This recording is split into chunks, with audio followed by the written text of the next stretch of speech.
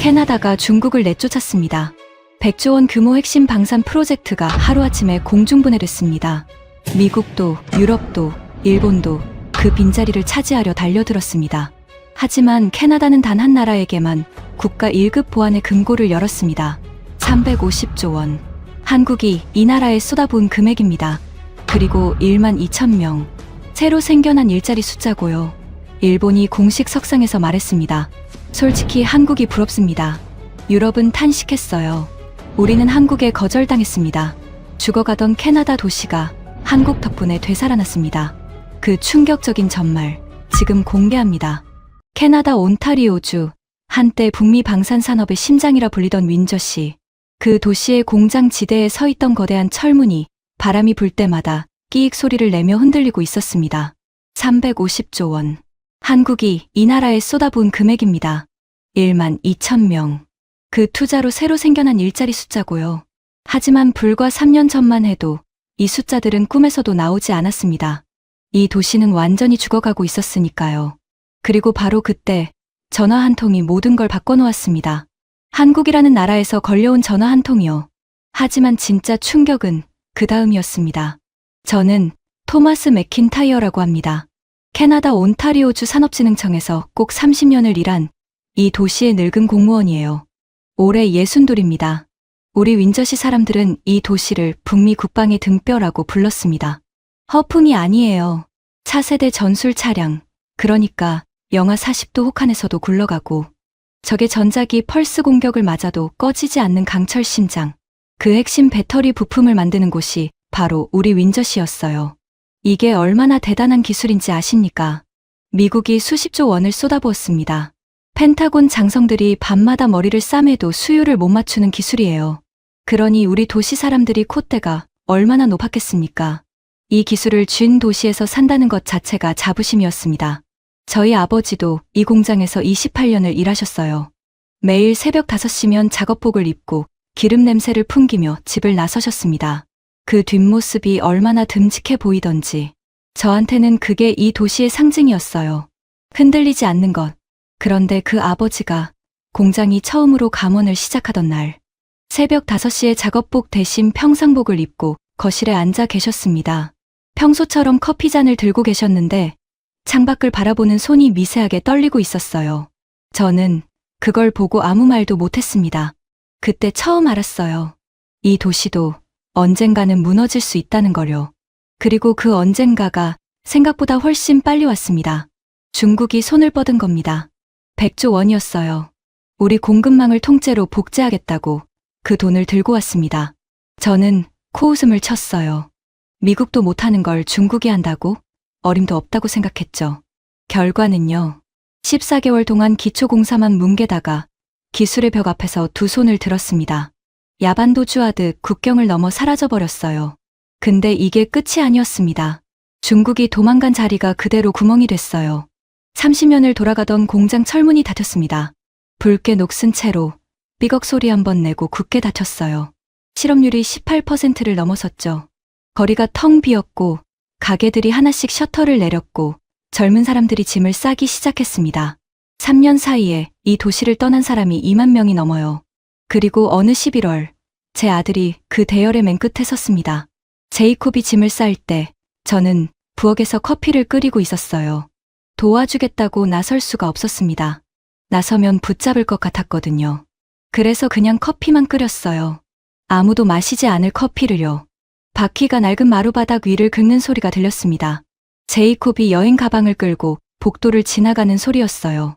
그 소리가 이상하게 오래 귓속에 남더군요. 현관문이 열렸습니다. 저는 커피잔을 들고 부엌 입구에 섰어요. 제이콥이 픽업트럭 짐칸에 가방을 던져놓고 있었습니다. 돌아보지 않더군요. 한 번도요. 아버지, 이 도시에선 더 이상 남자의 긍지를 지킬 수 없어요. 문손잡이를 잡은 채로 그 말을 했습니다.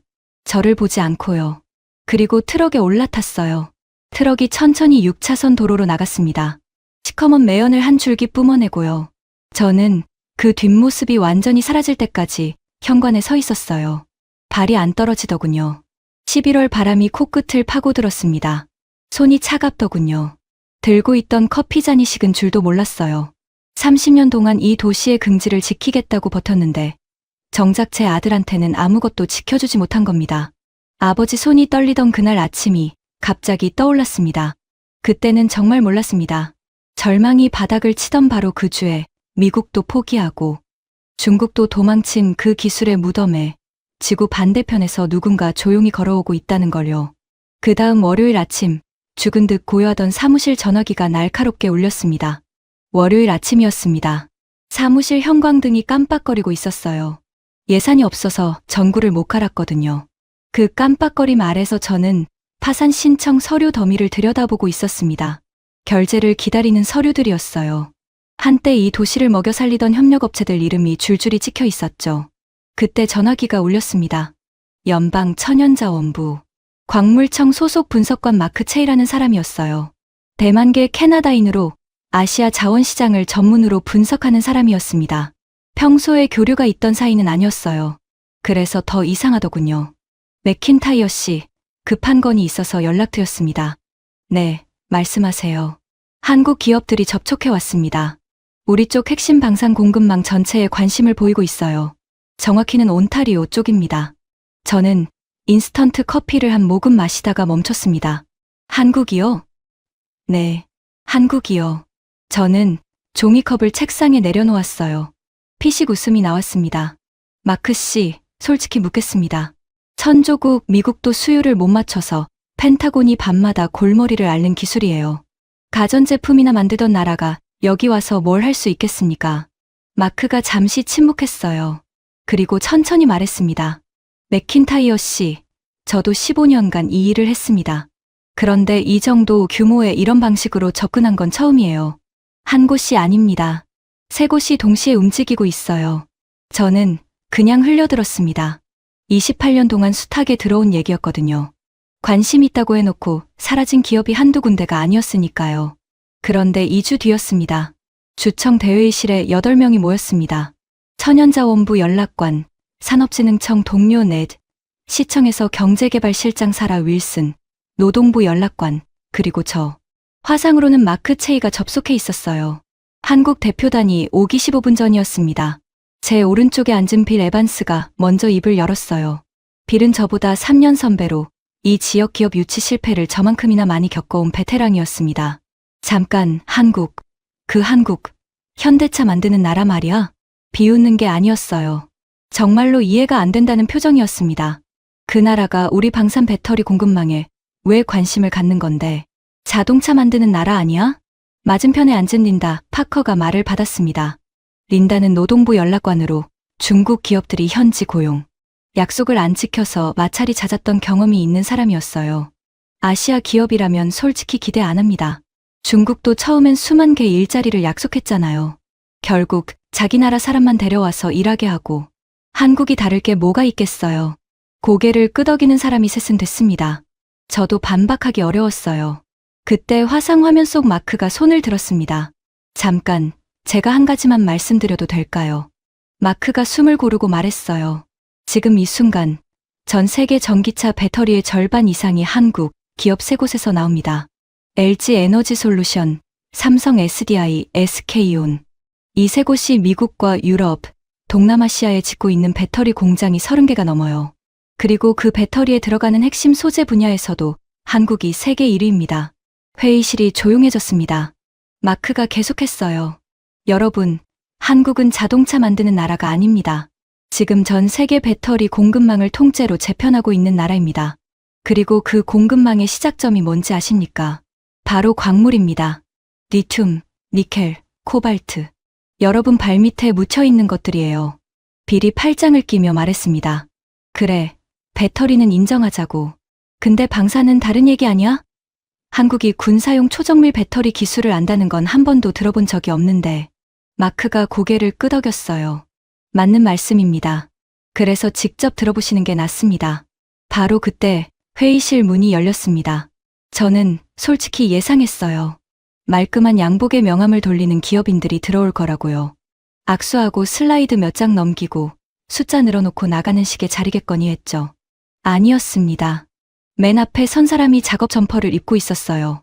점퍼 가슴에는 회사 로고가 붙어 있었고 발에는 안전화를 신고 있었습니다. 안전화 옆에 흙이 묻어 있더군요. 퀘벡 현장에서 헬기를 타고 곧바로 날아왔다는 걸 나중에 알았습니다. 그가 이준호 총괄 책임자였어요. 통역 없이 또렷한 영어로 말했습니다. 현장에서 바로 왔습니다. 양복은 나중에 입겠습니다. 빌이 제 옆에서 작게 중얼거렸어요. 이 사람 좀 다르네. 이준호가 프로젝터를 켰습니다. 캐나다 지도가 떴어요. 온타리오에서 퀘벡까지 붉은 점이 촘촘하게 찍혀 있었습니다. 우리는 광물을 사러 온 게 아닙니다. 회의실이 다시 조용해졌어요. 광물 채굴부터 정제, 소재 가공, 방사용 배터리 셀 완성까지 이 전체 과정을 캐나다 영토 안에서 완결시키겠습니다. 중국을 거치지 않고 캐나다가 스스로 돌아갈 수 있도록요. 그가 다음 슬라이드를 넘겼습니다. 숫자가 쏟아졌어요. 퀘벡 북부 알루미나 정제 플랜트 83조 원. 온타리오 핵심 광물 벨트 통합 투자 137조 원. 해양 조선 합작 55조 원. 반도체 소재 희토류 정제 시설 45조 원. 총 350조 원. 현지 고용 1만 2천 명. 린다가 안경을 고쳐 썼습니다. 빌이 팔짱을 풀었어요. 사라가 계산기를 꺼냈습니다. 저는 숫자를 3번 읽었어요. 안경을 벗고 눈을 비비고 다시 봤습니다. 숫자는 그대로였습니다. 이게 진짜입니까? 제 목소리가 갈라졌어요. 이준호가 저를 똑바로 쳐다봤습니다. 오늘 저녁 서울에서 공식 발표가 나갑니다. 빌이 처음으로 팔짱을 완전히 풀고 몸을 앞으로 기울이며 말했어요. 미쳤군. 이 사람들 진짜구나. 저는 프로젝터 화면에서 눈을 떼지 못했습니다. 28년이었어요. 28년 동안 이 도시에 와달라고 사정하고 거절당했습니다. 그런데 한국이 우리가 부르지도 않았는데 350조 원을 들고 직접 찾아온 겁니다. 하지만 숫자만으로는 부족했어요. 중국도 큰 숫자를 들고 왔다가 도망갔으니까요. 이 사람들이 진짜 다른지는 현장에 가봐야 알 수 있었습니다. 그래서 2주 뒤 저는 퀘벡으로 날아갔습니다. 퀘벡 북부공항에서 내리자마자 코끝이 얼어붙었습니다. 영하 15도였어요. 숨을 들이쉬면 콧속이 찡하게 얼어드는 느낌이었습니다. 하늘은 회색이었고 끝없이 펼쳐진 침엽수림 사이로 흙먼지가 날리고 있었어요. 한국 기업의 알루미나 정제 플랜트 건설 현장이었습니다. 저와 함께 온 사람은 마리 듀퐁이었어요.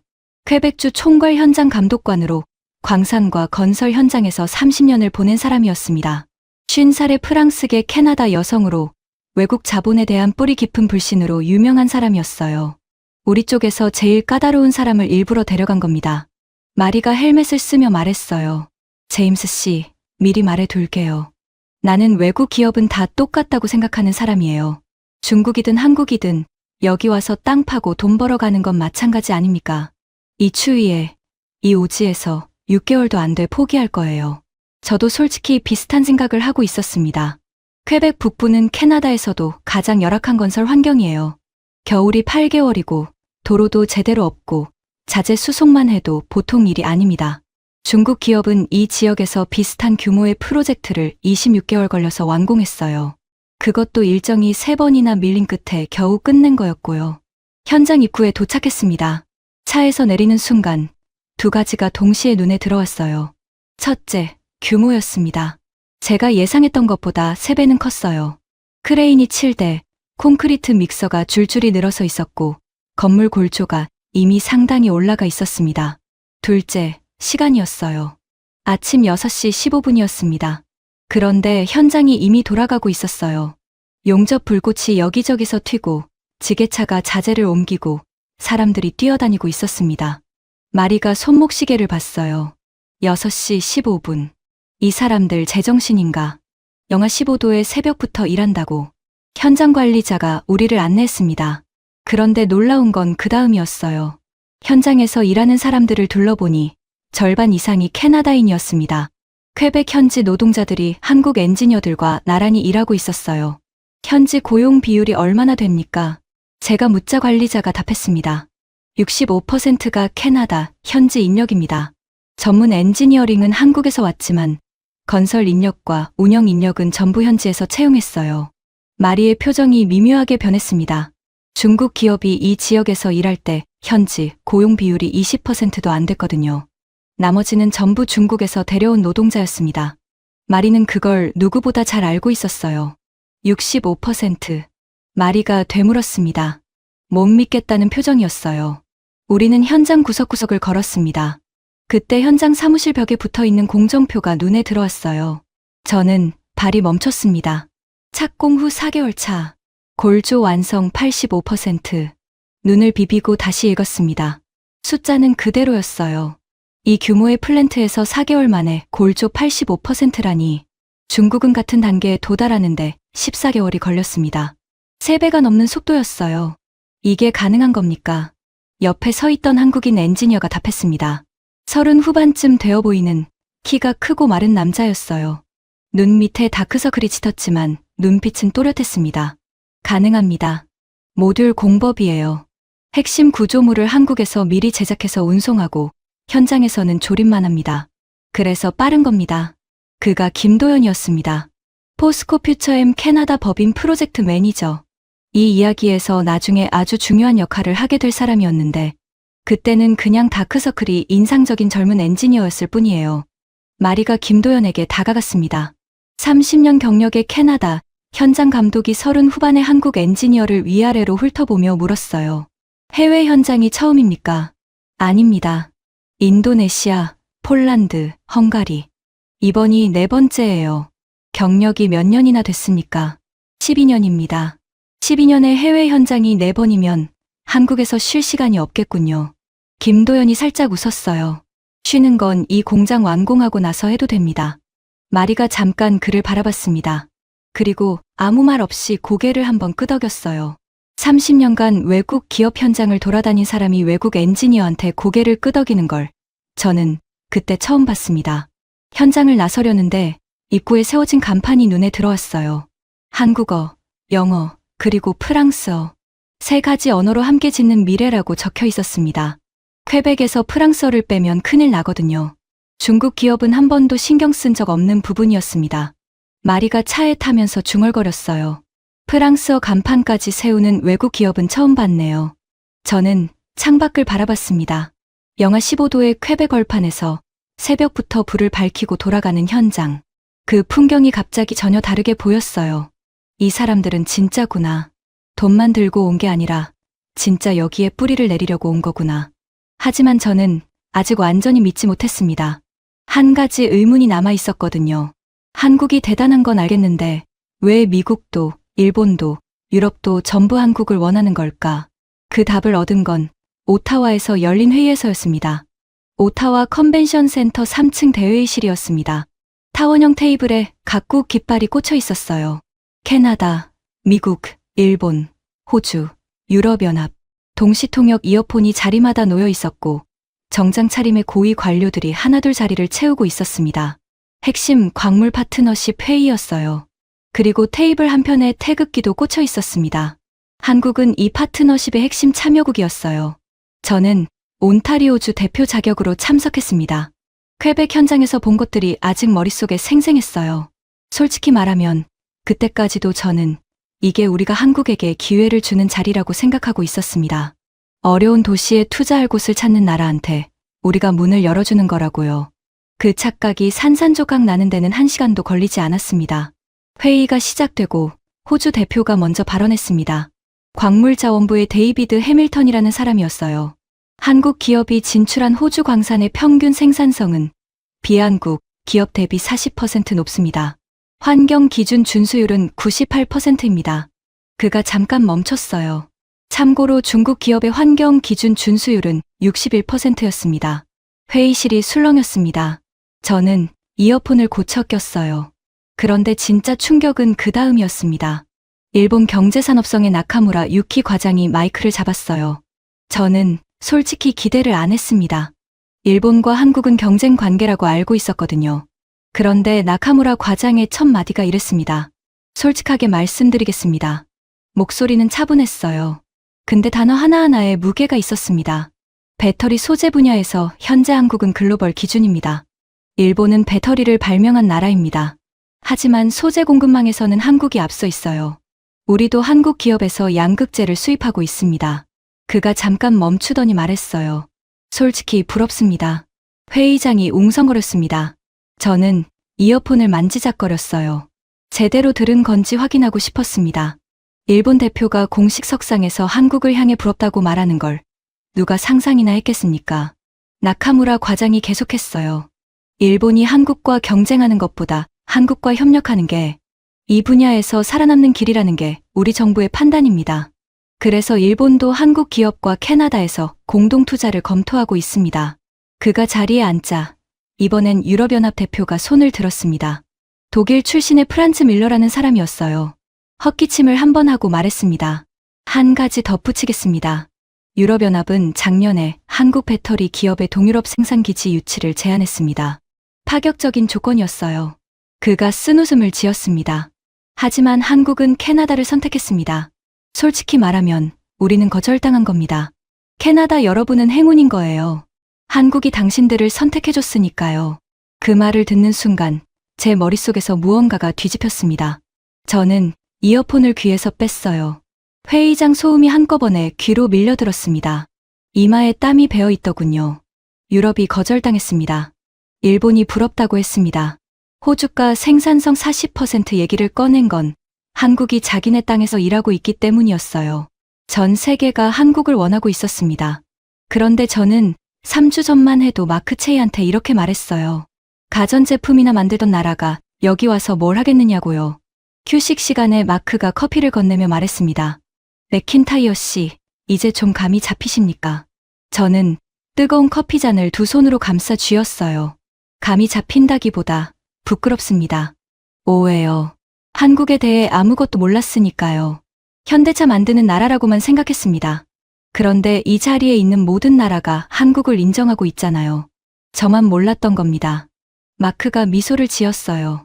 늦었다고 생각할 때가 가장 빠른 거라고 한국 사람들이 그런 말을 하더라고요. 저는 커피를 한 모금 마셨습니다. 뜨거운 액체가 목을 타고 내려가면서 머릿속이 천천히 맑아지는 느낌이었어요. 그리고 하나의 생각이 떠올랐습니다. 우리가 한국을 선택한 게 아니었습니다. 미국이 원하고 일본이 원하고 유럽이 원하는 나라가 그 수많은 손길을 다 뿌리치고 죽어가던 우리 도시를 파트너로 직접 골라준 겁니다. 대체 왜 우리였을까? 오타와에서 윈저로 돌아오는 비행기 안에서 저는 그 생각을 떨칠 수가 없었어요. 창밖으로 캐나다 벌판이 끝없이 펼쳐졌습니다. 어두웠어요. 구름이 잔뜩 끼어 있었고 별도 보이지 않았습니다. 그런데 그 캄캄한 비행기 안에서 갑자기 오래전 기억 하나가 떠올랐습니다. 어릴 때 할아버지가 복도 벽에 걸어두셨던 흑백 사진, 군복을 입고 웃고 있는 젊은 시절 사진, 그 옆에 조그만 태극기 배지가 꽂혀 있었는데 어릴 때는 그게 뭔지 몰랐어요. 할아버지는 항상 말씀하셨습니다. 그 나라는 특별하다. 왜 하필 지금 그 말이 떠오른 건지 몰랐습니다. 하지만 집에 돌아오자마자 저는 어머니에게 전화를 걸었어요. 어머니, 이번 주말에 가도 돼요. 할아버지 물건 좀 보고 싶어서요. 토요일 아침이었습니다. 어머니 집은 윈저 외곽의 작은 단독주택이에요. 아버지가 돌아가시고 어머니 혼자 사시는 집인데 마당에 단풍나무가 낙엽을 전부 떨구고 앙상한 가지만 남아 있었습니다. 제임스, 웬일이야. 주말에 오다니. 어머니가 현관문을 열어주시며 놀란 표정을 지으셨어요. 저는 신발을 벗으며 말했습니다. 할아버지 물건이 아직 다락방에 있죠. 좀 보고 싶어서요. 할아버지 물건을. 갑자기 왜? 그냥요. 할아버지가 한국 이야기를 하셨던 게 기억나서요. 어머니의 눈빛이 묘하게 변했습니다. 뭔가를 떠올리는 듯한, 그리운 듯한 표정이었어요. 다락방 왼쪽 구석에 나무 상자가 있을 거다. 아버지 군 시절 물건이 거기 들어있어. 좁은 계단을 올라 다락방에 들어갔습니다. 먼지 냄새가 코를 찔렀어요. 오래된 나무와 종이가 섞인 시간이 멈춘 것 같은 냄새였습니다. 왼쪽 구석에 갈색 나무 상자가 있었어요. 손으로 먼지를 쓸어내자 상자 위에 이름이 새겨져 있었습니다. 포 A C 미슨철 상병 RC 맥킨타이어. 할아버지의 군번 상자였습니다. 뚜껑을 열었어요. 낡은 군복 셔츠 한 벌이 곱게 개켜져 있었습니다. 그 위에 차갑고 묵직한 쇠조각 하나가 놓여 있었어요. 손으로 집어드니 가평 전투의 포탄 파편에 긁혀 시커멓게 녹이 쓴 군번줄이었습니다. 혈액형과 종교가 희미하게 각인된 차가운 금속이었어요. 그 아래에 천 조각 하나가 있었습니다. 접혀 있었어요. 조심스럽게 펼쳤습니다. 손끝에 닿는 질감이 거칠면서도 부드러웠어요. 오래되어 바랜 천이었는데 그 위에 빨간색과 파란색, 가운데 원형 문양이 있었습니다. 태극기였습니다. 작은 태극기 손수건이었어요. 한쪽 구석에 삐뚤한 글씨로 뭔가 적혀 있었는데 한국어였습니다. 저는 읽을 수 없었어요. 하지만 아이의 글씨라는 건 알 수 있었습니다. 글자 크기가 들쑥날쑥하고 선이 떨리고 어떤 글자는 반쯤 지워져 있었거든요. 상자를 들고 아래층으로 내려갔습니다. 어머니가 거실 소파에 앉아 계셨어요. 어머니, 이 손수건 아세요? 어머니가 손수건을 보시더니 한참 동안 말이 없으셨습니다. 창밖을 바라보셨어요. 그리고 천천히 말씀하셨습니다. 아버지가 한국에서 가져오신 거야. 한국 아이가 줬다고 하셨어. 한국 아이요. 그래. 아버지가 한국에 계실 때 마을 아이들한테 초콜릿을 나눠주셨대. 전쟁통에 다 타버린 마을이었는데 그중 한 아이가 고맙다고 이걸 건넸다는 거야. 자기 어머니가 만들어준 손수건이라고. 어머니 목소리가 떨렸습니다. 아버지가 항상 말씀하셨어. 그 나라는 특별하다고. 전쟁통에 다 타버린 마을인데 아이들 눈빛이 달랐다고 하셨어. 겁에 질린 눈빛이 아니라 뭔가를 다시 세울 거라는 듯한 눈빛. 잿더미 위에 서 있는데도 고개를 숙이지 않더라고. 저는 손수건을 두 손으로 쥐고 있었습니다. 바랜 태극기 위에 아이의 삐뚤한 글씨. 70년이 넘은 천 조각이 손 안에서 미세하게 떨리고 있었어요. 아니, 떨리고 있는 건 손수건이 아니라 제 손이었습니다. 어머니, 할아버지가 한국 이야기를 하실 때 또 뭐라고 하셨어요? 어머니가 창밖을 바라보시며 말씀하셨어요. 언젠가 그 나라가 세상을 놀라게 할 거다. 그 눈빛을 가진 아이들이 어른이 되면 무서운 나라가 될 거다. 목 안쪽이 뜨거워졌습니다. 눈이 붉어지는 걸 어머니가 보실까봐 고개를 숙이고 손수건만 바라봤어요. 캐나다군 26,000명이 한국전쟁에 참전했습니다. 516명이 그 땅에서 돌아오지 못했어요. 할아버지는 살아 돌아오셨지만 한국의 그 아이들을, 그 눈빛을 평생 잊지 못하셨습니다. 그리고 70년 뒤 그 아이들의 후손이 350조 원을 들고 우리 도시에 찾아온 겁니다. 잿더미 위에서 고개를 숙이지 않았던 그 아이들이 어른이 되고 그 어른의 자식들이 죽어가는 캐나다 도시의 기술을 들고 온 겁니다. 어머니, 이거 제가 가져가도 될까요? 어머니가 고개를 끄덕이셨어요. 아버지가 좋아하실 거다. 그날 밤 집으로 돌아와서 한참 동안 거실에 앉아 있었습니다. 아들 제이콥의 빈 방문이 보이는 소파에서 할아버지의 손수건을 무릎 위에 올려놓고 생각했어요. 할아버지가 지킨 나라, 아버지를 먹여 살린 공장, 아들이 떠난 도시, 그리고 그 나라가 이 도시를 살리러 온다는 사실. 이건 단순한 투자가 아니었습니다. 적어도 저한테는요. 손수건을 조심스럽게 접어서 재킷 안주머니에 넣었습니다. 가슴 위에서 그 천 조각의 무게가 느껴졌어요. 가볍더군요. 근데 이상하게 든든했습니다. 그런데 진짜 변화는 아직 시작도 하지 않았습니다. 다음 날 월요일 아침 사무실에 도착하니 동료들의 표정이 달랐어요. 빌이 서류 뭉치를 들고 달려왔습니다. 토마스, 어초어에서 긴급 브리핑 요청이 왔어. 한국 측이 전체 프로젝트 마스터 플랜을 공개한대. 이번엔 총리실에서도 사람이 내려온다더라. 총리실. 저는 재킷 안주머니를 손으로 눌렀습니다. 손수건이 가슴 위에서 느껴졌어요. 이제부터가 진짜였습니다. 주청 브리핑실에 모인 인원이 30명이 넘었습니다. 온타리오주, 퀘벡주, 연방천연자원부, 산업부, 그리고 총리실 정책보좌관까지 왔어요. 이 정도 규모의 브리핑은 저도 30년 만에 처음이었습니다. 한국 측에서는 이준호 총괄 책임자와 함께 김도연이 나왔어요. 퀘벡 현장에서 만났던 그 다크서클 짙은 프로젝트 매니저. 이번엔 정장을 입고 있었는데 구두 옆에 흙이 묻어 있었습니다. 또 현장에서 바로 온 거겠죠. 김도연이 프로젝터를 켰습니다. 커다란 캐나다 지도가 떴어요. 윈저에서 시작해서 북쪽으로 핵심 광물 벨트를 거치고 동쪽으로 퀘벡, 북부 알루미나 광산까지 이어지는 선이 그려져 있었습니다. 그 선 위에 빨간 점이 7개 찍혀 있었어요. 이것이 K 배터리 벨트입니다. 김도연의 목소리는 조용했지만 분명했습니다. 윈저의 방산용 배터리 셀 조립 공장과 동박 생산 공장, 온타리오 북부의 니켈 정제 공장과 코발트 가공 시설, 퀘벡의 알루미나 정제 플랜트와 양극재 공장, 그리고 온타리오 남부의 반도체급 피토류 정제시설, 총 7개 핵심 시설입니다. 그가 숫자를 하나씩 짚었어요. 총 투자액 350조 원, 건설 기간 3년, 완공 후 직접 고용 1만 2천 명, 간접 고용까지 포함하면 3만 5천 명. 이 벨트가 완성되면 캐나다는 중국을 거치지 않고도 방산용 배터리 소재를 완전히 자체 생산할 수 있게 됩니다. 브리핑실에 펜 굴리는 소리, 종이 넘기는 소리가 멈췄습니다. 30명이 전부 화면을 보고 있었어요. 총리실 정책보좌관 앨리슨 그랜트가 먼저 입을 열었습니다. 김 매니저, 단도직입적으로 묻겠습니다. 이 규모의 투자가 실제로 실행 가능한 겁니까? 지금까지 우리는 큰 숫자를 들고 와서 약속만 하고 사라진 기업들을 너무 많이 봤습니다. 중국 얘기였어요. 모두가 알고 있었죠. 김도연이 노트북에서 파일 하나를 열었습니다. 이해합니다. 그래서 준비했습니다. 화면에 세계 지도가 떴어요. 한국 기업들이 이미 완공하고 가동 중인 해외 공장들이 표시됐습니다. 지난 5년간 한국 배터리 기업이 해외에 건설한 공장 목록입니다.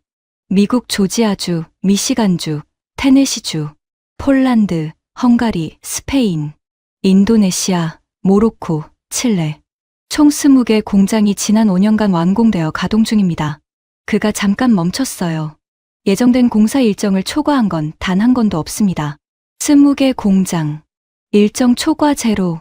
브리핑실이 다시 한번 고요해졌어요. 마리 듀퐁이 제 옆에서 작은 소리로 말했습니다. 퀘벡 현장을 함께 봤던 그 깐깐한 감독관이었어요. 이건 사실이야. 내가 직접 현장에서 봤어. 4개월 만에 골조 85%라니까. 앨리슨 보좌관이 고개를 끄덕이며 다음 질문을 했습니다. 현지 고용은 어떻게 보장합니까?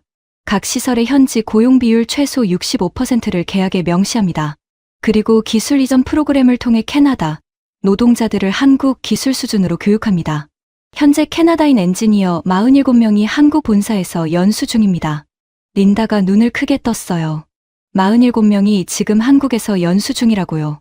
그런 건 어느 외국 기업도 한 적이 없는데. 한국은 다릅니다. 김도연이 담담하게 말했어요. 우리가 떠나도 이 공장이 돌아갈 수 있게 만드는 게 목표입니다. 기술을 가르치지 않으면 결국 캐나다가 우리한테 의존하게 되잖아요. 그건 파트너십이 아니라 종속이니까요. 그 한마디에 브리핑실 분위기가 결정적으로 바뀌었습니다. 마리가 의자 등받이에 깊이 몸을 기대며 천장을 올려다봤어요. 30년간 외국 기업을 불신해온 사람이 이 사람들은 다르다는 걸 받아들이는 순간이었습니다. 30년 동안 이 업계에 있었습니다. 마리가 조용히 말했어요. 브리핑실 시선이 그녀에게로 모였습니다. 외국 기업 현장을 수십 곳 봤어요. 중국, 미국, 유럽 전부 다 봤습니다. 하지만 이런 기업은 처음입니다. 새벽부터 일하는 것도 처음이고, 현지 인력을 이렇게 쓰는 것도 처음이고, 자기 기술을 직접 가르쳐 주겠다는 것도 처음이에요. 마리가 김도연을 바라봤습니다. 당신네 나라 사람들은 대체 뭘 먹고 자란 겁니까? 김도연이 살짝 웃었어요. 김치요. 브리핑실에 웃음이 번졌습니다. 긴장이 풀리는 웃음이었어요. 하지만 그 웃음이 잦아든 뒤에 남은 건 묵직한 확신이었습니다. 앨리슨 보좌관이 자리에서 일어났습니다. 서류를 정리하더니 말했어요. 총리실에 보고하겠습니다. 개인적인 의견을 덧붙이자면 이건 승인해야 합니다. 그로부터 3주 뒤였습니다. 총리실에서 공식 발표가 나왔어요. 캐나다 정부는 대한민국을 핵심 방산광물 분야 제1전략 파트너로 지정합니다. 제1전략 파트너. 미국도 아니고 호주도 아니고 유럽도 아니었습니다. 한국이었어요. 발표가 나온 직후 미국 국무부에서 비공식적으로 물어왔다고 합니다. 왜 하필 한국이냐? 우리한테 먼저 얘기할 수도 있었잖아. 캐나다 천연자원부 장관의 답변이 뉴스에 흘러나왔습니다. 한국은 기술을 가져왔습니다. 다른 나라는 돈만 가져왔습니다. 저는 그 뉴스를 사무실 TV로 보면서 재킷 안주머니를 손으로 눌렀습니다. 할아버지의 손수건이 가슴 위에서 느껴졌어요. 그때 복도에서 김도연이 저를 불렀습니다. 맥킨타이어 씨, 잠깐 이야기할 수 있습니까? 창가에 나란히 섰습니다. 김도연이 조심스럽게 말했어요. 사실 저도 개인적인 이야기가 하나 있습니다. 뭔데요? 저희 할아버지도 한국전쟁 때 가평 근처 마을에 사셨대요. 전쟁 중에 외국 군인들이 마을에 왔을 때 아이들이 초콜릿을 받았다고 저희 할아버지가 그러셨어요. 그 군인 중에 캐나다 사람도 있었다고요. 가슴을 무언가가 세게 쳤습니다. 숨이 멈추는 느낌이었어요. 저는 김도연의 얼굴을 바라봤습니다.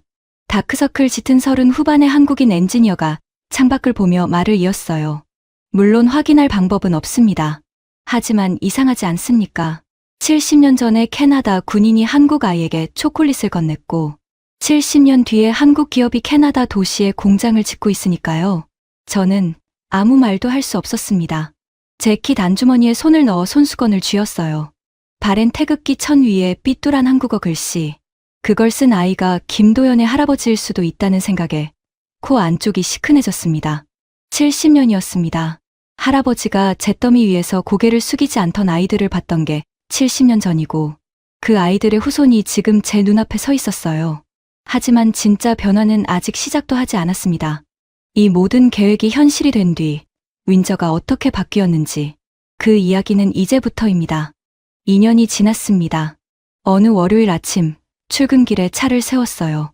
매일 다니던 길인데 멈추지 않을 수가 없었습니다. 풍경이 완전히 달라져 있었거든요. GM 공장이 있던 자리, 제 아버지가 28년간 출퇴근하시던 그 공장 부지에 거대한 건물이 올라가 있었어요. 외벽에 한국어와 영어로 나란히 적혀 있었습니다.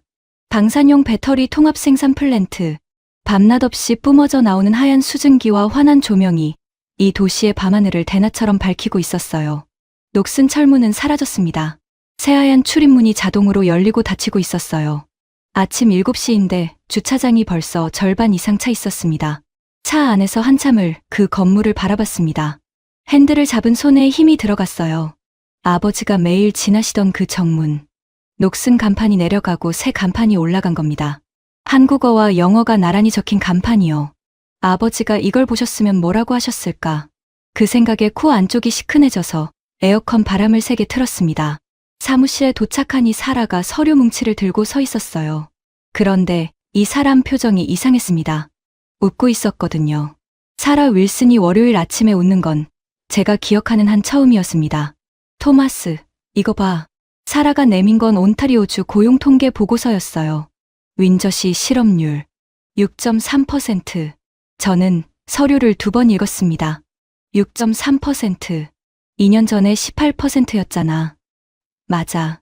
12%포인트가 떨어진 거야. 캐나다 전국 평균보다 낮아졌어. 숫자가 말해주고 있었습니다. 18%에서 6.3%. 이 도시가 살아나고 있었어요. 점심에 메인 스트리트를 걸어봤습니다.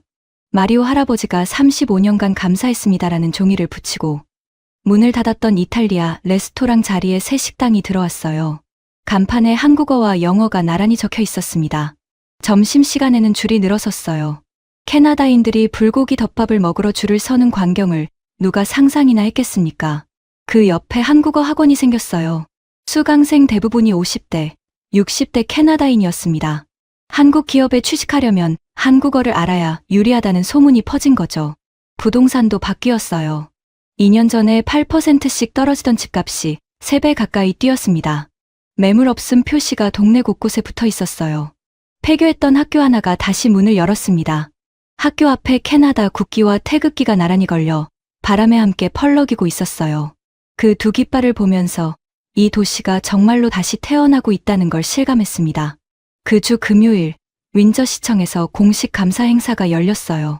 한국 기업 대표들, 시장, 주정부 관계자, 그리고 현장 노동자들까지 모인 자리였습니다. 마리 듀퐁도 왔어요. 정장을 입은 마리는 어색해 보였지만 표정은 밝았습니다. 시장의 축사가 끝나고 김도연이 마이크를 잡았어요. 아직도 다크서클은 짙었지만 2년 전보다는 좀 나아 보였습니다. 2년 전 이 도시에 처음 왔을 때 빈 건물과 닫힌 가게만 보였습니다. 솔직히 말하면 한국 팀원들도 불안해했어요. 여기서 정말 할 수 있을까 하고요. 김도연이 잠시 멈추고 객석을 둘러봤습니다. 하지만 여러분이 우리를 믿어줬습니다. 퀘벡에서 영하 15도의 새벽부터 나와준 노동자들, 서류 한 장을 처리하는데도 밤을 새운 공무원들, 한국어를 배우겠다고 학원에 등록한 분들, 그 마음이 있었기에 가능했던 겁니다. 행사장이 조용했어요. 몇 사람이 고개를 끄덕이고 있었습니다. 한국에는 이런 말이 있습니다. 혼자 가면 빨리 가지만 함께 가면 멀리 간다고요. 저는 이제 믿습니다. 윈저와 한국은 함께 멀리 갈 수 있다고요. 박수가 터졌습니다. 마리가 제 옆에서 두 손으로 세게 박수를 치고 있었어요. 그리고 김도연을 향해 몸을 기울여 서툰 발음으로 말했습니다. 감사합니다. 김도연이 멀리서 그걸 보고 고개를 숙여 인사했어요. 마리의 입꼬리가 올라갔습니다.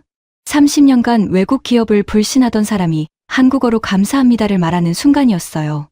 행사가 끝나고 제가 발언할 기회가 있었습니다. 저는 온타리오주 산업진흥청에서 30년을 일했습니다. 그 30년 동안 이 도시에 기업을 유치하겠다고 뛰어다녔지만 단 한 번도 성공하지 못했습니다. 목소리가 떨렸지만 멈추지 않았어요. 그런데 한국이 왔습니다. 우리가 부르지도 않았는데 직접 와서 약속한 걸 전부 지켰습니다. 한국 없이 이 도시의 미래는 없었습니다. 이건 제 개인적인 감사가 아니라 이 도시 25만 시민의 감사입니다. 박수 소리를 들으며 자리로 돌아왔을 때 재킷 안주머니의 손수건이 가슴 위에서 느껴졌습니다. 할아버지, 보고 계세요. 행사를 마치고 집에 돌아오니 저녁 7시였습니다. 현관에서 신발을 벗는데 주머니에서 핸드폰이 울렸어요. 제이콥이었습니다. 아들과 전화하는 건 일주일에 한 번 정도였어요. 잘 지내고 있다는 안부, 건강 조심하라는 인사. 늘 비슷한 대화였죠. 하지만 이번엔 제이콥의 목소리 톤이 달랐습니다. 아버지, 나 얘기 좀 해도 돼요. 그래, 말해. 잠깐 침묵이 흘렀어요. 제이콥이 숨을 고르는 소리가 들렸습니다. 나 윈저로 돌아가려고요. 심장이 한 박자 멈추는 느낌이었습니다. 현관 벽에 손을 짚었어요. 3년 전 이 현관에서 아들을 보냈습니다. 이 도시에선 더 이상 남자의 긍지를 지킬 수 없어요. 그 말을 하고 떠났던 아들이 지금 돌아오겠다고 한 겁니다. 돌아온다고. 갑자기 왜? 갑자기가 아니에요. 한 달 전부터 고민했어요. 제이콥의 목소리가 또렷해졌습니다. 한국 방산 배터리 기업 캐나다 법인에서 보안 라인 총괄 책임자를 뽑고 있더라고요. 윈저 공장이에요.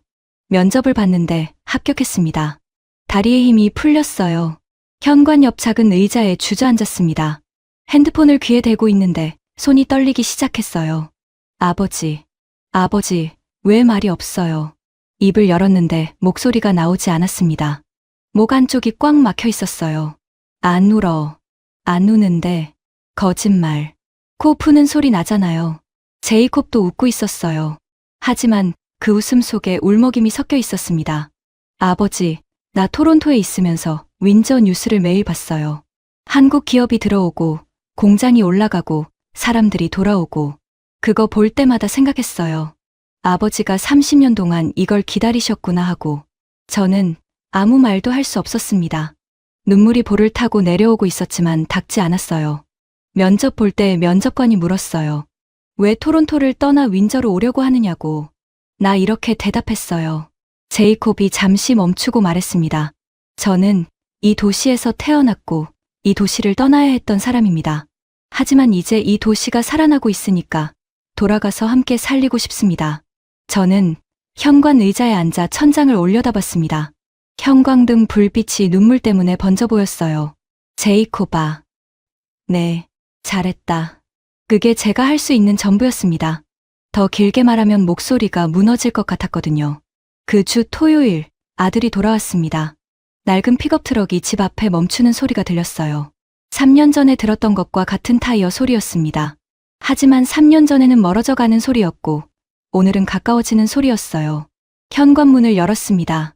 제이콥이 차에서 내려 걸어오고 있었어요. 11월의 차가운 바람이 아들의 머리카락을 흩날렸습니다. 제이콥이 저를 보고 웃었어요. 아버지, 나왔어요. 저는 현관에 서서 아들을 바라봤습니다. 발이 움직이지 않더군요. 3년 전에도 이 현관에서 움직이지 못했어요.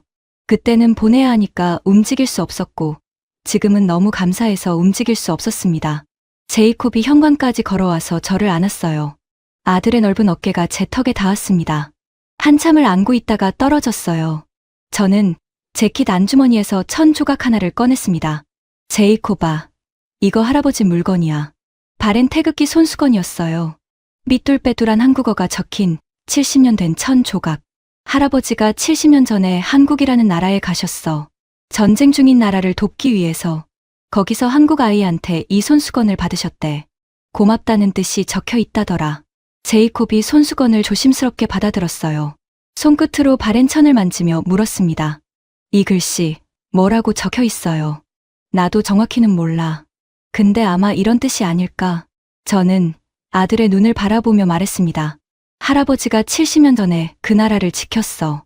그리고 70년 뒤, 그 나라가 우리 가족을 다시 이어줬어. 내가 이 도시로 돌아올 수 있게 된 것도 다 그 사람들 덕분이야. 죽는 날까지 잊지 마라. 제이콥의 눈에 물기가 맺혔습니다. 하지만 울지는 않았어요. 대신 손수건을 가슴에 꼭 대고 말했어요. 알겠어요, 아버지. 열심히 할게요. 그 순간 모든 게 연결됐습니다. 할아버지는 70년 전에 한국을 지켰어요. 잿더미 위에서 고개를 숙이지 않던 아이들을 위해 싸웠습니다. 아버지는 이 도시에서 28년을 일하다가 공장이 문을 닫으며 무너지셨어요. 저는 30년 동안 이 도시를 살리려고 뛰어다녔지만 한 번도 성공하지 못했습니다. 아들은 이 도시에 미래가 없다며 떠났어요. 그리고 한국이 왔습니다.